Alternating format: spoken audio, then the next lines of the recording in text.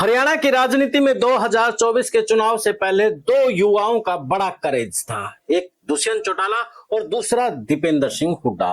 2019 के चुनाव में तो इन दोनों की लोकप्रियता सिर पर थी, लेकिन जैसे जैसे चुनाव आते गए और 2024 के चुनाव हो गए तो उसके बाद से कहीं ना कहीं इनकी जो लोकप्रियता है धड़ाम से नीचे गिर गई।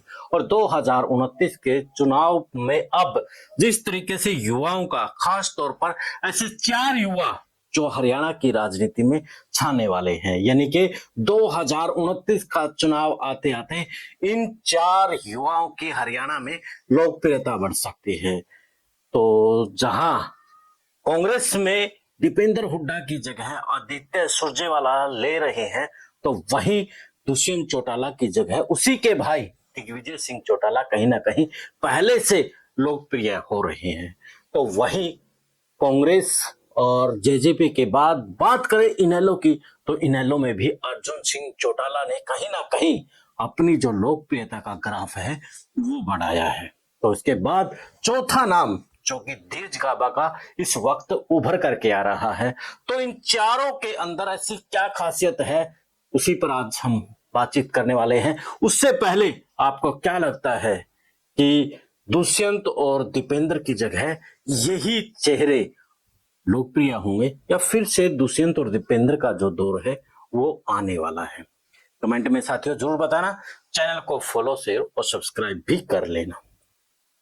सभी को नमस्कार, राम राम। मैं आपके साथ कुलदीप खंडेलवाल और आप देखना शुरू कर चुके हैं द इनसाइडर न्यूज। और आज हम बात करेंगे हरियाणा में युवाओं की जो राजनीति लोकप्रियता बढ़ती जा रही है, तो उनमें कुछ नए चेहरे हैं और कुछ राजनीतिक विरासत यानी कि घराने के लाडले हैं। तो उनमें जो बढ़ती लोकप्रियता है वो 2029 के चुनाव में फायदा दे सकती है। सबसे पहले बात करें अर्जुन सिंह चौटाला की। अर्जुन सिंह चौटाला अभय सिंह चौटाला का बेटा है और विधानसभा में ठीक अभय सिंह चौटाला की तरह वो गरजता नजर आता है, किसानों के मुद्दों के साथ में और व्यापारियों के मुद्दों की भी वो बात करता नजर आता है। तो अर्जुन सिंह चौटाला अब अपनी इनेलो विरासत को बढ़ाता नजर आ रहा है, वो युवाओं में अपना क्रेज बनाता इस वक्त नजर आ रहा है। अभय सिंह चौटाला के साथ में वो ताल से ताल मिलाता नजर आ रहा है, क्योंकि 2029 के चुनाव तक उसके सामने एक चैलेंज रहेगा कि जो युवाओं की लोकप्रियता, युवा नेताओं की लोकप्रियता बढ़ रही है, उस लोकप्रियता में वो उपले पायदान पर पहुंचे।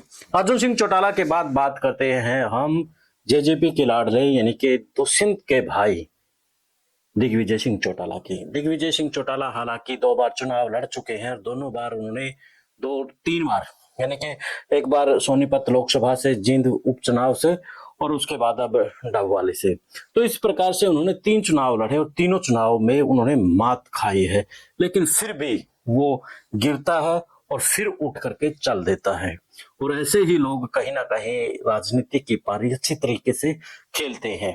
तो अब जो दुष्यंत है, दुष्यंत की जगह कहीं ना कहीं दिग्विजय सिंह चौटाला अब लग रहा है कि वो उस पायदान पर पहुंचेंगे, क्योंकि दुष्यंत चौटाला तो कहीं ना कहीं बहुत ज्यादा उसके बाद बदनाम हुए। हालांकि फर्क तो दिग्विजय पर भी पड़ेगा, लेकिन फिर भी थोड़ा बहुत अंतर रहने वाला है।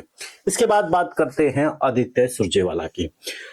तो आदित्य सुरजेवाला भी कहीं ना कहीं अब हरियाणा की कांग्रेस में अपना जलवा बिखेरने वाला है। उनका आज जिस तरीके से इनेलो के ऊपर आक्रामक वो नजर आए और उन्होंने सीधे तौर पर इनेलो को घेरते हुए कहा कि उनकी जो डील है वो अमित शाह से है, वहां से उनको फंडिंग आ रही है। यानी कि उन्होंने पहली बार एक यानी कि फुल टॉस में एक छक्का मारा है यहाँ पे। तो अब आदित्य सिंह सुरजेवाला जो खुलते नजर आ रहे हैं, और अगर वो इसी तरीके से खुलते रहे, और पिछले दिनों जो दैनिक भास्कर का एक सर्वे करवाया था उसमें भी वो बड़े एक्टिव नजर आए हैं। तो इसी प्रकार कहा जा सकता है कि जिस तरीके से रणदीप सिंह सुरजेवाला राजनीति में कब सिक्सर मारना है, कब चौका मारना है वो जानते हैं। तो कहीं ना कहीं वही गुण अब आदित्य सुरजेवाला में भी नजर आ रहे हैं। और विधानसभाओं के मुद्दों के साथ हरियाणा के जो मुद्दे हैं उनको बेहतरीन तरीके से उठाते नजर आते हैं। इसके बाद बात करते हैं धीरज गाबा की। धीरज गाबा टोहाना से हैं, जो कि मजदूरों की लड़ाई लड़ते नजर आते हैं। पिछले दिनों उन्होंने पानीपत से लेकर के तमाम हरियाणा में मनरेगा के मजदूरों के साथ एक बुलंद आवाज की है कि मजदूरों के जो हक है वो उनको मिलने चाहिए, मनरेगा के जो हक है उनको मिलने चाहिए। इससे पहले भी वो मध्य प्रदेश से लेकर के गुजरात और गुजरात से लेकर के पंजाब, हर जगह मनरेगा मजदूरों के साथ में वो खड़े नजर आए हैं। तो मजदूरों के नेता के तौर पर धीरज गाबा अपनी पहचान बना रहे हैं। और यानी कि किसानों के साथ बात कहें, व्यापारी के साथ, वो एक बड़ा वर्ग है, वहां से कहीं ना कहीं फंडिंग भी मिल जाती है, इनके दान भी मिल जाता है, सब कुछ मिल जाता है। लेकिन मजदूरों की लड़ाई लड़ना बड़ा मुश्किल होता है। तो ऐसे में मनरेगा के साथ में जो दूसरे भी मजदूर हैं उनकी लड़ाई लड़ता भी धीरज गाबा आगे मिलता है। और किसान आंदोलन के दौरान भी वो किसानों की लड़ाई में भी बढ़ चढ़ करके भाग ले रहे थे। तो ऐसे में देखना दिलचस्प रहेगा कि इस जो यानी कि वर्ग, मजदूर वर्ग को आवाज वो बने हैं, तो वो मजदूर उसकी कितनी आवाज बनेंगे वो समय बताएगा।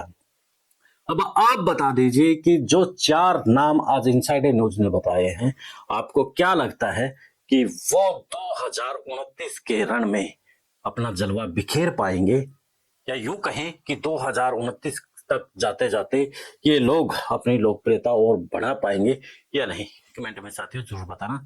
चैनल से जुड़े रहना, ऐसी ही विशेष खबरों के साथ मिलते हैं फिर द इनसाइडर न्यूज के साथ। जय हिंद, जय भारत, जय हरियाणा।